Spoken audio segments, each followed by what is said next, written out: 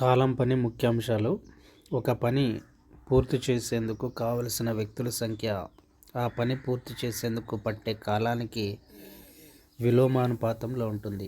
అంటే పని కాలం ఎప్పుడు కూడా ఇన్వర్స్లీ ప్రపోర్షనల్ ఉంటాయి. ఫర్ ఎగ్జాంపుల్, ఏ అనే వ్యక్తి ఉన్నాడు. ఆ వ్యక్తి ఒక పని అప్పచెప్పింటే ఎక్స్ రోజుల్లో పూర్తి చేశాడు.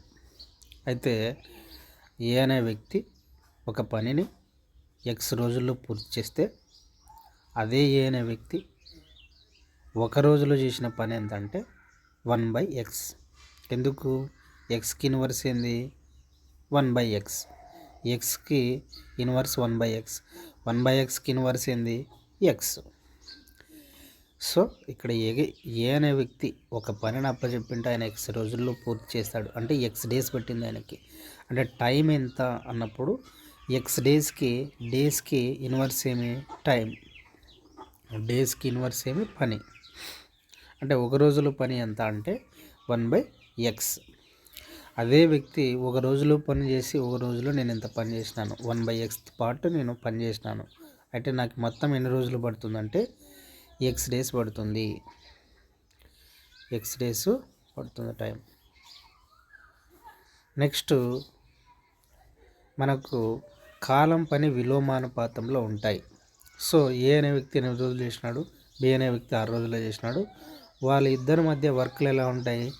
ఏ రేషియోలో ఉంటాయి? 8:6 అంటే 4:3. ఇక రాష్ట్రం మనం 8:6 లేదా 4:3.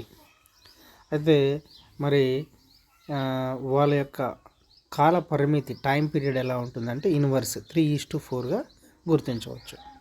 ఇప్పుడు మన ఇద్దరు వ్యక్తులు చూసినాం. ఏ అనే వ్యక్తిని పిలిచినాం, ఆయనకి ఎక్స్ డేస్లో పూర్తి చేసినాడు పని. బి అనే వ్యక్తిని పిలిచినాం, అదే పనిని వై డేస్లో పూర్తి చేసినాడు. లేదు ఇద్దరు ఇప్పుడు కలిసి పని చేయండి అంటే వాళ్ళకి ఎన్ని రోజులు పడుతుంది అన్నప్పుడు x/y/x+yగా మనం టైం పీరియడ్ సెట్ చేస్తాం అనమాట. మళ్ళీ ఒకసారి చెప్తారు చూడండి. ఏ అనే వ్యక్తి ఎక్స్ రోజుల్లో ఒక పనిని పూర్తి చేశాడు. అదే పనిని బి వ్యక్తికి అప్పచెప్తే వై రోజుల్లో పట్టింది ఆయనకి.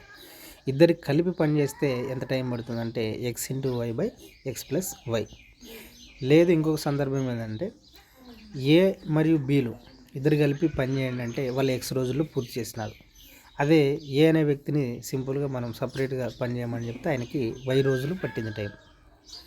ఏబి ఇద్దరికి కలిపి ఎక్స్ రోజులు పడితే వై అనే వ్యక్తికి ఏ అనే వ్యక్తికి వై రోజులు పడితే బి అనే వ్యక్తికి ఎన్ని రోజులు పడుతుంది? మళ్ళీ ఒకసారి ఏబి అనే వ్యక్తులు ఇద్దరు కలిపి ఒక పనిని ఎక్స్ రోజుల్లో ఫినిష్ చేసినాడు.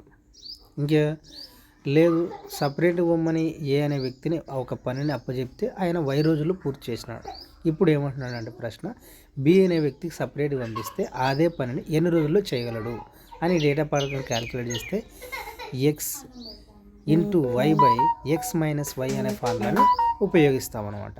నెక్స్ట్ది ఇది MDM సూత్రం. అంటే మెంబర్సు డేసు వర్క్. కొంతమంది M1 మెంబర్స్ ఉన్నారు.